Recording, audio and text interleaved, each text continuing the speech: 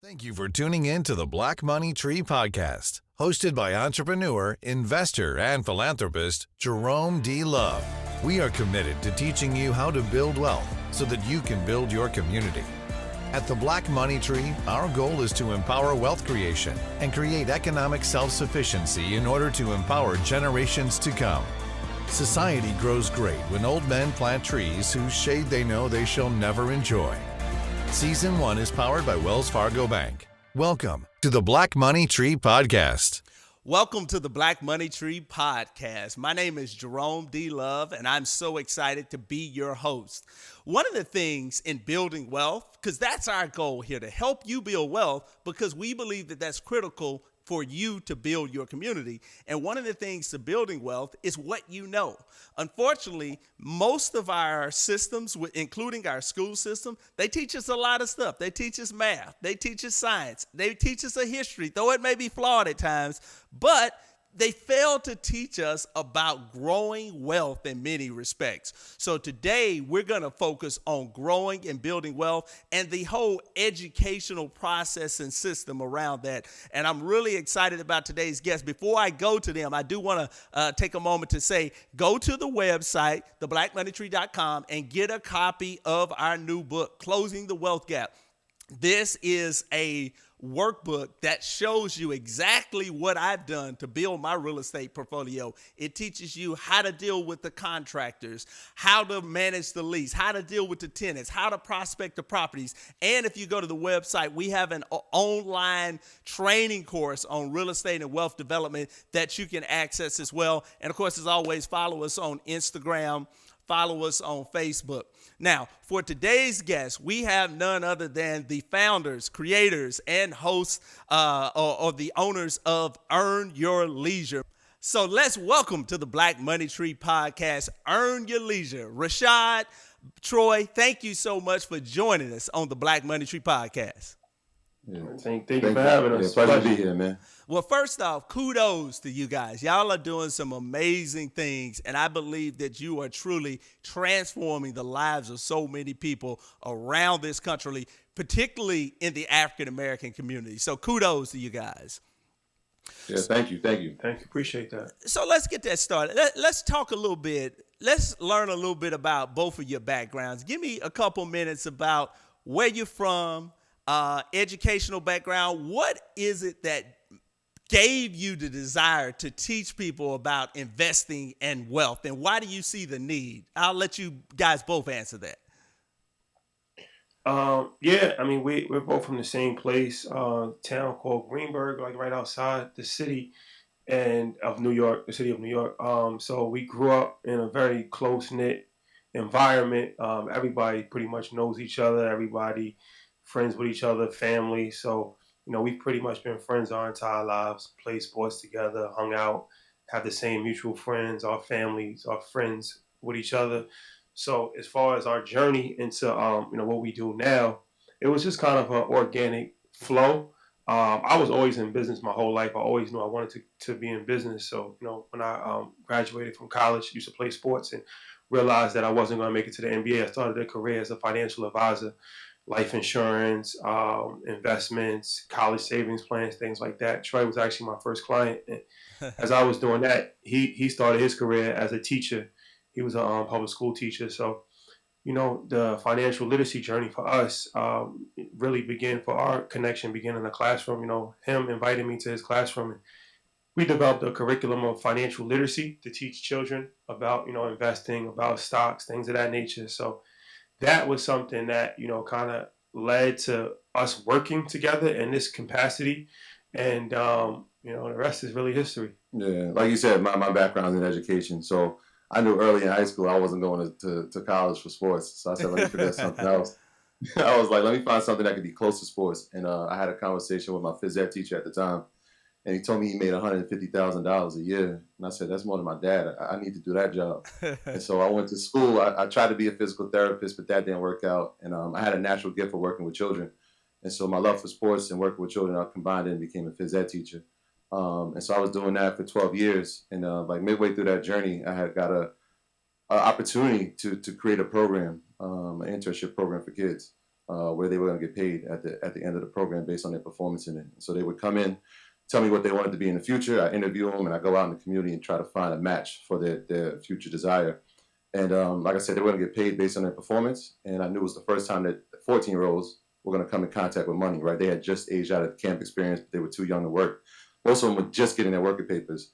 And so since I knew they were coming in contact with money, I said financial literacy is something that needs to be taught. And like you said, he was starting his career as a financial advisor. And it just kind of made sense. Let's teach them about money, what they can do with it, how they can save it, how they can share it, the core principles of it. And then as we kept developing the curriculum, we added more things, investments, stocks. We talked a little bit about real estate, creating your own business, taxes, credit, all these things that adults never talked about. Yeah. We were talking about with 14-year-olds because we knew they needed it, but their parents needed it as well. And so that kind of gravitated into something a lot bigger. No, that's wonderful, man. I salute to you guys. We started the program with Texas Black Expo called the Aspire Youth Entrepreneurs Summer Camp. So we take kids through a 2-week camp where we teach them about entrepreneurship, business building. We took them to Minute Maid Stadium where the Astros play, where they learned about the business of sports. We take them all kinds of places. But one of the memories that I have in my mind, back before COVID, we would do an entrepreneurship camp. We would go into the schools and with the kids, and then the winner would get a free booth at Black Expo.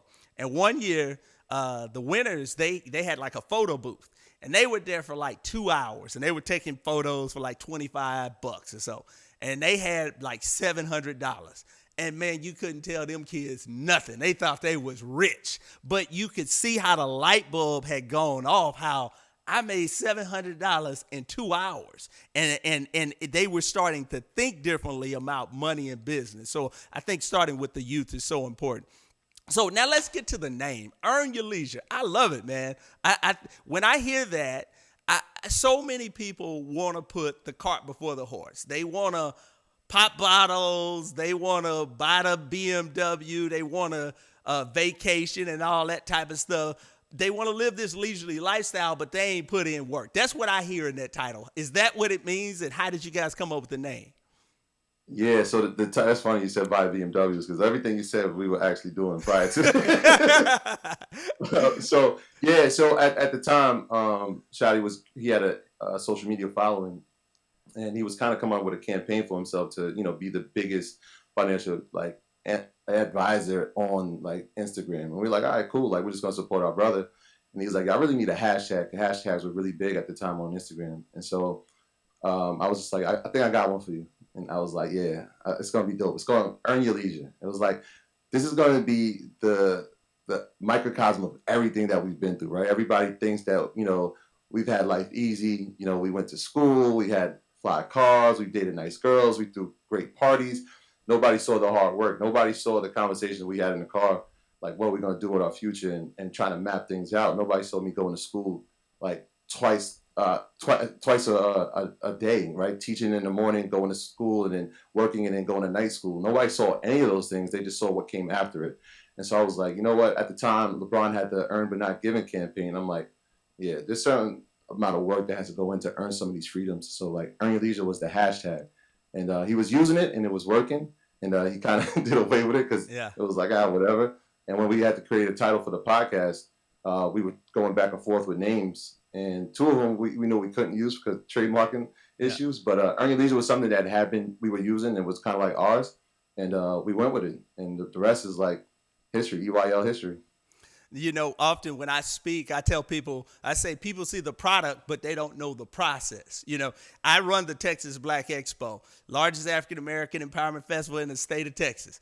And people see me on stage and this, that, and the other, but they don't see when I started out, I was living in a 3-bedroom, 2-bath house with 2 roommates while I was married with a kid, just so I could keep my head above water. They didn't see me substitute teaching during the week. They didn't see all that went into it. They just saw me on the stage. And I think that that's very critical. One of the components of the Black Money Tree wealth development strategy is discipline. Being disciplined to do the things that you know to do when there's so many other things that you would prefer to do at the time. So now I've watched several of your podcasts, listened to your trainings on investing. One of the things, and I may have missed them, I know you got, where y'all at, about 160, 170 now, somewhere in that area? Yeah, 169 came out yesterday. 169. So I may have missed a few, but I don't hear a whole lot about real estate. I'm a real estate guy. I got my license when I was 20. I have a portfolio of houses. I train and mentor people on real estate. Y'all had a young lady on a few months ago I saw talking about short-term rentals and Airbnb and things of that nature. Where are you guys on the real estate tip? Do you personally own? Do you do any type of real estate coaching at all? Yeah, real estate is actually a big part of our platform. We actually have a podcast network, and we have one of the shows on the network, Rants and Gems podcast with MG the Mortgage Guy, Kiana Watson. It's a real estate podcast, so that's weekly. That's on our YouTube channel every weekend. We have a bunch of real estate content, but real estate is a core component to building wealth. We invest in real estate. I think we have like 4 real estate properties now currently. I think 2 in Connecticut and 2 in Ohio, right? Definitely believe in real estate. Looking to grow that. We've always been more on the stock side, crypto stock, stuff like that, but looking to grow our personal real estate portfolio as far as the investments and things of that nature. But absolutely 100,000% believe that real estate is a core component of investing. Home ownership is extremely important to building wealth, especially in our community. So that's definitely something that, we've always kind of championed the real estate flag. Now, let me tell you, me personally, I'm the opposite. I was always the real estate guy, and people would tell me, get into stocks, and I would say, I don't understand it. I'm not going to get into anything that I don't understand. But with the skyrocketing prices of real estate, I'd been kind of out the market. The last home I purchased was in February 2020, just before COVID.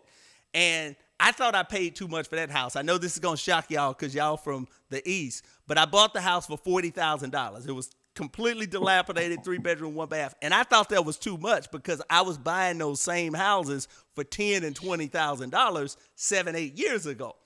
So, but now those houses are $70,000, $80,000, and they still need $50,000, $60,000 of work. So I just had cash sitting in the bank because I didn't want to overpay. And a guy who had been talking to me about stocks and investing forever, he finally said, Jerome, you got to get in. And he caught me at the right time. So I went in, did a couple leap options, Apple, NVIDIA, Facebook, and I made a pretty good amount in a pretty short amount of time. Yeah, and then I'm sure. I was like, man, I'm all in. So what was it that drew you guys to stocks? Well, me, I was always interested in stocks pretty much my whole life. I was watching movies like Wall Street and Barbarians at the Gate when I was like 12 years old. I just found it really interesting that, you can make that kind of money and wear a suit and go to work. And it was just very, very fascinating to me outside of like the normal of what we were seeing. So, I mean, my dad took me to the stock market when I was like 12 years old. And that was just, fascinating to see everybody just down there. It was just moving so quickly, Wall Street. And it just seemed like a whole different world. So, I just always wanted to just learn as much about business and investing and finance as possible. So the fascination and the love for me in the stock market came at an early age. And then when I became older, just had more money to actually invest. And as a financial advisor, I started to actually invest other people's money into the market, mutual funds, college savings plans, stuff like that. So that made me actually learn even more. And then, as you get older, you learn about different things like options, ETFs, index funds, and you just add different bullets to your arsenal, which just sharpens everything for you. But, for me, it started as a child as far as my love and fascination with the stock market. Yeah, I was more of a latecomer to the stock market. Yeah. I'm first generation American. My whole entire family's from Jamaica, so the stock market wasn't even something that was discussed. But I'm a quick learner, and so like I've been around conversations. Obviously, Shai's coming from the financial world. One of my friends had read this book called Rich Dad Poor Dad, fresh out of college, and I hadn't read it, and they were having a conversation. I was like completely left out. And I'm like, wait, this can't ever happen again. So I'm always one to say, you know what, I need to know this information, right? If I want to be part of conversations, I need to know it. And so I took it upon myself to say, this is something I need to learn. So I was subscribing to magazines. I was subscribing to the Wall Street Journal. I remember I had Business Week, and it was talking about this company, Apple at the time, 2006. And they had this innovative product called the iPhone that they were going to release. And they were like, it's going to change the game. And so I had bought shares at that time of them, McDonald's. I think Baidu was another company I invested in. And then 2008 came and the market crashed, and I got scared. It was my first time. Like I'm watching money disappear. And so I took my investment out. I was on Scottrade at the time. If y'all don't remember that, Scottrade, you used to charge $7 every time you traded. And it was a learning lesson, right? Like I took the money out and then I watched what Apple became.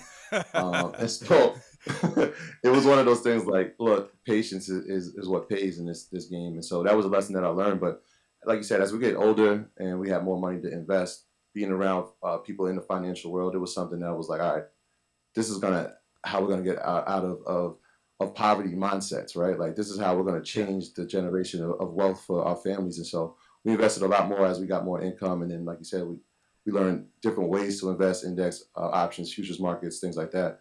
And we just been applying it at a free first space. You know, I'm going to say two things. The way you felt in 2008, that's the way I felt for the last 2.5 weeks. Man, I got in the market in November. You couldn't tell me nothing in in December. I was on top of the world. January 3rd, Tesla released their numbers. We got in. Oh, man, we great. And since January 3rd, oh, my goodness. You know, 17%. Now, the good thing is I have a lot of people in my corner, and they said, Jerome, the stock market is just like real estate. It goes up and down.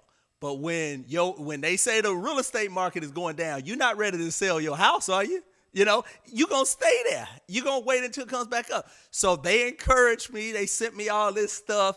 And, of course, today it's starting to rebound with the quarterly reports and things of that nature. So I feel a little bit better. So I know exactly where you feel, man. I'm going through it right now.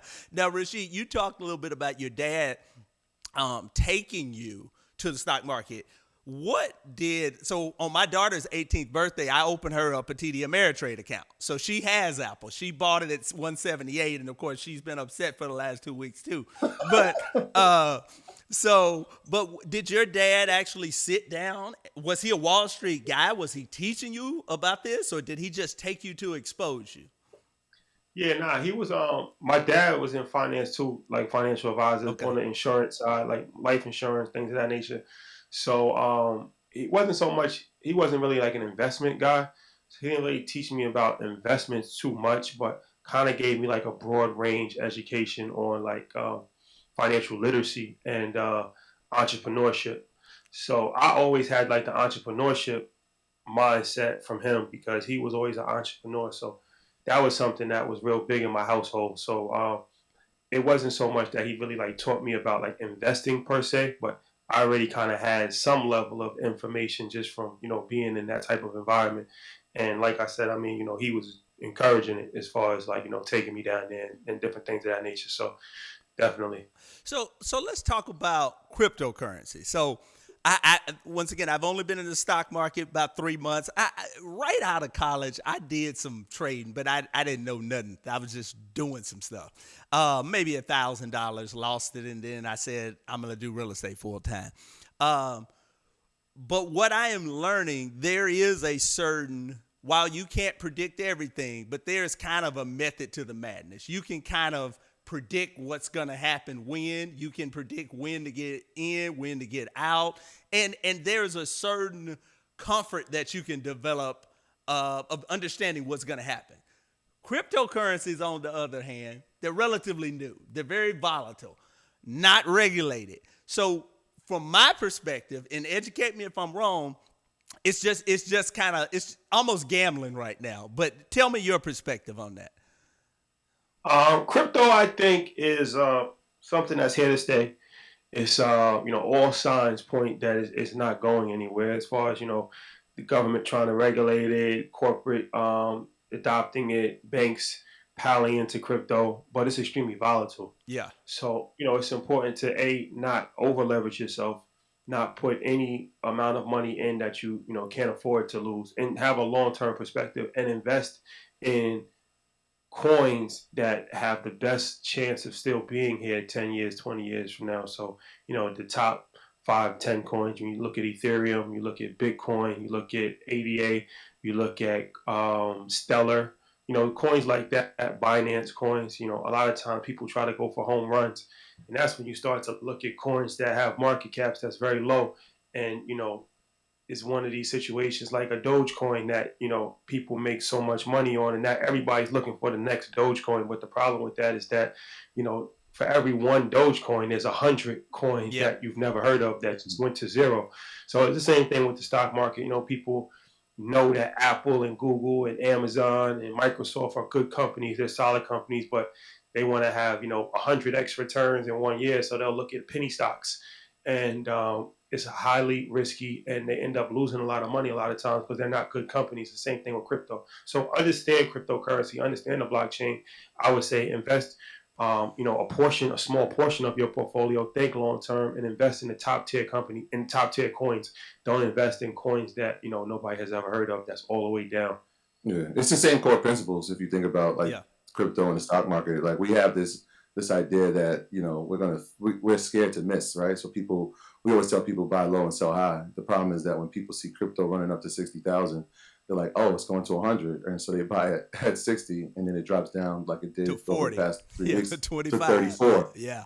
Right, but when we talk about investing, we use that word very intently, right? And investment is something that you're going to put money in, and you're going to stay with it long term, right? So the person who had it at 34 probably had it in 2018 when it got down to 6,000 or 8,000, or when it peaked up at 20,000 in January 2018, it went back down to 3. They've stayed in it, right? And now they reap the rewards because it's been an investment. The problem when the volatility doesn't work in your favor is that when you start trading it, right? And you just start every day, you're trying to find the in or the out. And then it becomes really tricky. And that's when you lose a lot of money. Or you can gain some in the short term. So we always tell people, like, look, crypto is an investment. Treat it like an investment. Stay in it long term because it's going to be worth more down the road than it is now. So explain to people that don't understand. I've begun to educate myself on it. I understand the blockchain. I understand what cryptocurrencies are. I'm not as clear on NFTs and how they relate. Give a quick explanation of what that is. I heard BlackRock, they said, is starting an NFT. Explain what that really means and what that is.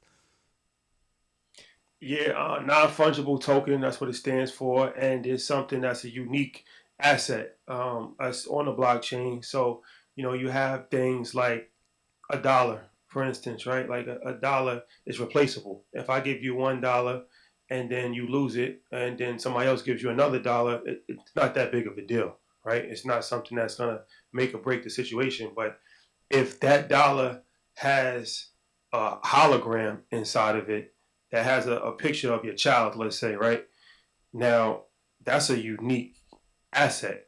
If you lose that dollar and I give you another dollar, that's not the same, right? You can't really replace that. So that's kind of like, with the non-fungible assets that we're going to be having on the blockchain, a lot of times people looking at it like it's just a art. And that's one way to actually, think about it, is like digital art, where you see like, these bored apes and monkeys and different things like that people are paying so much money for. People can't really understand it, but there's no difference from that and somebody paying, $100 million for a Basquiat painting, really, if you really think about it. Like, what really determines art? There's no determining factor into saying that art is worth anything. It's just what people think that it's worth. And that's really what most things in life, really think about it. Music, clothes, everything.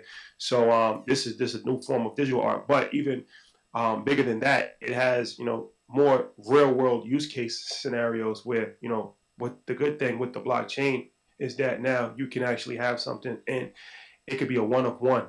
And there's no debate if it's real or if it's the only one, things of that nature. So now Nike, they're talking about releasing NFTs with sneakers. Yeah. So now every sneaker can be authenticated and it can be a one of one, and you don't have to worry about it being a fake. So that could be the same with a watch. That could be the same with a purse. That could be the same with anything. Right now you can actually attach NFTs to physical products. Or like Nas, he just did something that was really cool where he had an NFT drop, but the NFT was tied to royalties in a song. So now if you holders of the NFT, you actually are owner of 2 of his songs that he actually put out, and now you get royalty checks every time, you know, the royalties are paid out. So there's a lot of different real world use case scenarios for NFTs, but once again, it's a very new space, so it's still evolving. I feel like, you know, it's going to be a lot of things with NFTs. That's, you know, Samsung just announced that they're going to be putting out an NFT TV this year where you can actually display your NFTs, buy NFTs. Facebook, you know, there's rumors that, you know, they're going to have NFTs on their platform on Instagram and Facebook where you can actually browse NFTs and buy NFTs and sell NFTs. So, you know, I think NFTs are here to stay. Yeah. And like you said, the utility of it can be crazy. Like that same dollar that has a hologram of your children can now be used as an access pass to every Black Money Tree event for the next 10 years. It also could have the person could be now a guest on the Black Money Tree podcast. So there's like all types of real world things that can happen, but it only can happen if you have been authenticated by purchasing that NFT. So it has so many use cases and it's not going anywhere. So I would suggest and encourage everybody to educate themselves on it. So let's talk about education. A few years ago, every 4 or 5 years, I go through this kind of up and down. When the business is down, I'm going to go get an MBA. You know, I need something else. I need and one of my close friends, Wall Street guy, same one that gave me the real estate advice, he's an MBA from Duke. And he told me, he said, Jerome, he said, man, when I talk to you, I feel like I'm talking to one of my colleagues. You're going to get very little out of that MBA. He said, matter of fact, you're going to bring more to the program than you're going to get out.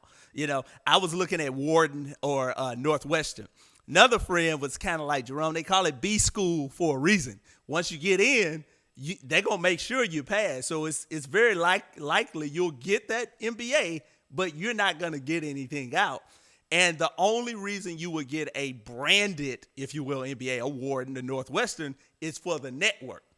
At the time, I was younger, 4 kids, 3 businesses, wasn't really trying to put the time into the networking and the golf outings and this, that, and the other. So I just kind of said, you know, it's probably not worth it. And they said, if you're going to get an MBA and you think you need something in that classroom, go to U of H. I'm in Houston. So you can go locally. You ain't got to spend as much money.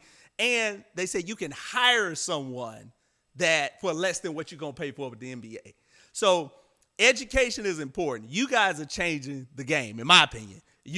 EYL University, you guys are teaching some things at a lot lower price than you would get at a Wharton or anywhere else, but it's the same information, and I think in many respects more relevant to where most people are. Talk a little bit about the educational system, EYL University, and why you think it's significant. Well, I feel like we can only speak for our personal experience. I never went to business school. I have a undergrad degree in communications. So, you know, my real world business applications have been provided on the job training, learning as I go and picking up the information and processing it. But we've been more successful than probably 99% of people that have business degrees. So we're in a day and age now where you don't have to go to the traditional educational platforms to learn. Like you said, the cost a lot of times is just, you know, outrageous. And then B, the information that they're providing isn't relevant to what's happening today. So, like, you know, what we're teaching is actually stuff that we are actually applying now, making money. So, you know, you're talking about trucking, when you're talking about, you know, NFTs, cryptocurrency, stock market, social media, how to master social media, marketing, different things of that nature. Like these are things that we're not teaching from a textbook. We're actually teaching from real life experience and different people that we're connected with real life experiences. The results is in our success. So I feel that, you know, education goes beyond the walls of a classroom. Education is anywhere that you can actually learn and pick up and process the information. And that's what we've provided with Earn Your Leisure. Earn Your Leisure University is actually, you know, a new age way of learning that you can actually apply tomorrow. You don't have to wait to get 120 credits, 4 years, and, you know, apply for the degree and all of that stuff. Like you learn this information, go outside and apply it. Yeah. That's the world that we're in right now. And you know, I'll just add to that. I was gonna say, I'll just add to that. Okay, you go. Now I was gonna say, what I hear from that is the same thing you talked about NFTs. A value is what you place on it. some people place a high value on that Wharton, but it's no different. Well, it's not as much different in my opinion. If you place value on EYL University, you get out what you put in. That's all I want to say. Go ahead, Troy. I'm so sorry. No, I was gonna say, like, just like his degree was in communication, mine was in health science. There was nothing about business in there, but it was what I decided to teach myself, what I decided to learn. And being in that setting, in the education setting, and knowing, right, like you're watching curriculum come across, you're watching state tests come across, you're grading state tests, you know that none of this stuff is going to be applied 10, 15 years down the road. And so we're very intentional about creating something that people could look at and say, I can do that, or I can do that. You know what I mean? There's, like, I always live by that line. There's so many signs in the hood, but none say out. And so, like, I feel like Ernie Leasing University has become a sign for, like, here, this, you can do this, you can do that. You can be great at all these things. Whereas when I was in the inner city in some of these school districts, it would just be like, there's 3 ways out of this, right? You're going to either rap, you're going to be a singer, or you're going to be an athlete. And if you're not any of those things, good luck. And there was nobody to guide you. There was no mentorship.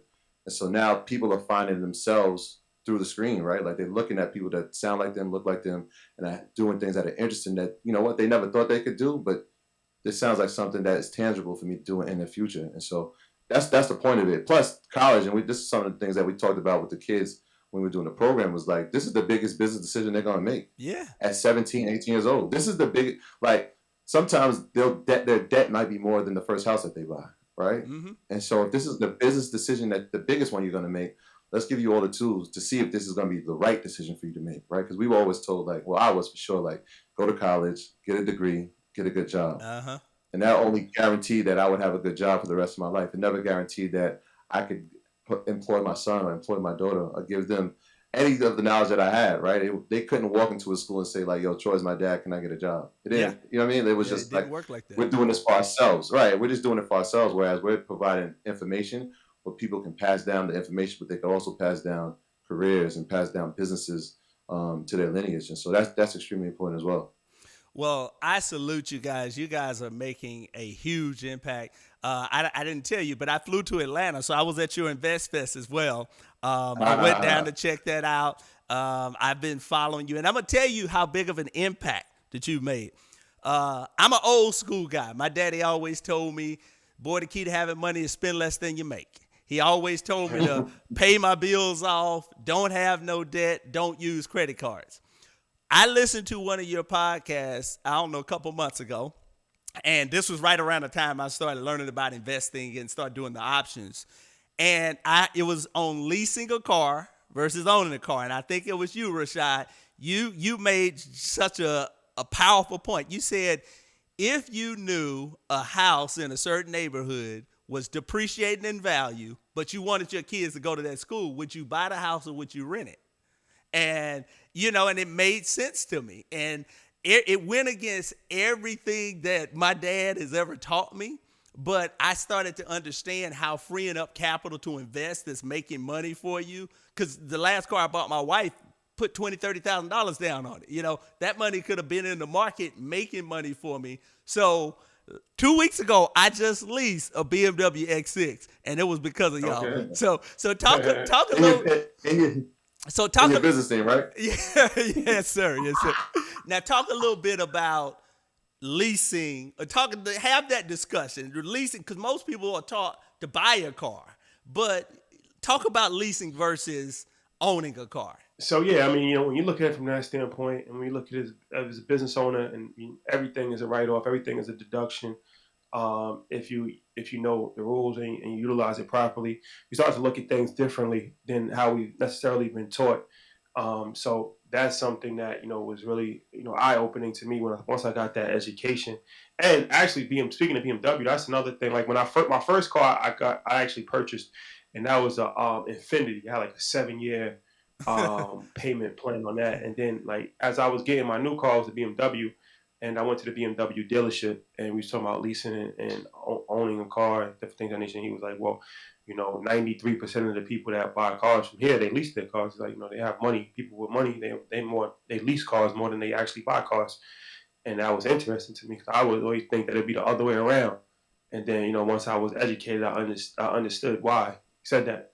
So, it's all about just education and understanding, there's different options. And like to say, not to say that, buying a car isn't the best option for some people. If you want to drive 30,000 miles a year and you want a car forever, then, leasing is probably not the best option, but, that's not the case for us. Yeah, and it's crazy. Now I'm thinking about it. Our leases are pretty much always at the same time.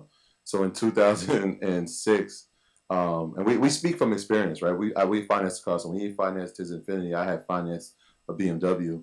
And it was a 2004, but I got it in 2006, another 6-year lease. And so by the time I had paid off the lease, it was 2012, and now I have a 04 car. Yeah. Right. So now I'm 8. Right. So now I'm 8 years behind on the newest car. They changed the body, they changed the model. And now, like, I've been driving it so much that it's like, all right, what's the trade-in value if I tried to get a new car? Plus the amount of maintenance that was on it was ridiculous. And so I remember trading it in. It actually didn't have rear-wheel drive, which was crazy. And I was bringing my son home from the hospital. He was just born. And the car started rolling back down the hill in reverse. And I was like, all right. I said, this is the last time I'm ever going to have a BMW car. And this is the last time I'm financing it. So 2 weeks later, I leased it. And I've been leasing ever since. Like you said, all the benefits of leasing, obviously from a business standpoint, but just having the luxury of being able to change, right? Like, I already know that the car's going to depreciate. So let me have a new one every 3 years. See, and I think for me, one of the additional benefits, like I say, I'm old school. I'm cash car guy. I'm save up $15,000, $20,000, buy a car cash, ride it till the wheels fall off. But I bought my wife, like I said, I got her a Lexus, a couple years ago, and I'm looking at $40,000, $50,000. It's used, but I'm trying to pay cash for it. So for me, I look at it from the perspective of what can I be doing with this $40,000 instead of putting it in an asset that's losing value. So, but man, this has been a rich conversation. Once again, I commend you for the work you guys are doing. It's having an impact on many people, including myself. Before we go, what's up for 2022? Is there going to be another Invest Fest? Give us any new courses that's coming out. Give us your social media handles. Go ahead. I'm going to let you guys kind of close us out. I appreciate it. Thank you for having us first and foremost. And yeah, Invest Fest definitely coming soon. We have a bunch of different events that we'll be announcing soon, but Invest Fest, we'll be announcing details on that. That'll be coming in August. And, we're just looking to continue to grow Earn Your Leisure Network. We have, a variety of different shows from real estate to stocks to mental health under the platform. So all that information is on our YouTube channel. So you can check us out on YouTube. You can check us out on Spotify, Apple, all social media platforms, Earn Your Leisure University, if you are interested in more of a hands-on learning approach. We have, we have 2 classes a week on stock trading, actually, how to actually get into the stock market, and also, tips on trading stock market. So, we've ramped up the Earn Your Leisure University curriculum, and we're still looking to add some more things. So, we're encouraged, and we just encourage everybody just to continue that education, to continue to learn, and to take advantage of the opportunities that's out there right now. Yeah, I would say in addition to that, just keep spreading the word, right? Like we're part of this revolution, this financial revolution, but there's other people on the journey with us. So keep spreading the word, keep educating each other, and keep educating your families, right? Change the conversation at the dinner table, change the conversation at the barbershop. We're seeing it now, but it needs to be at a worldwide pace, right? Or a global scale, right? That's one of the things we're focusing on in 2022 and beyond, is making financial literacy a global topic that people like us are spreading and actually applying in our community. So that's one of the biggest things for 2022 and the years beyond. No, I think that's powerful, because if we're going to change our situations as a community, it's going to be up to us to change it. But in order to change it, we got to have the resources. We got to have the capital to do it. And that's what the Black Money Tree is about. And we're super excited to have had you on the show. And so to all of our listeners, thank you for joining us. Make sure you go to the website and get a copy of the new book, Closing the Wealth Gap. This book is a how-to guide that's going to teach you how to start building your real estate portfolio. We have all kinds of online courses there where you can learn everything about prospecting and finding your homes, how to manage the construction process, how to write the lease, how to deal with the tenants. This is a movement that we are at the forefront of, just like Troy and Rashad said. And if we're going to change our communities, it's going to be up to us to do it. Follow us on Instagram, follow us on Facebook, and thank you for joining us for another episode of the Black Money Tree Podcast. Thank you for having us. H-Town. All right. Thank you so much, man.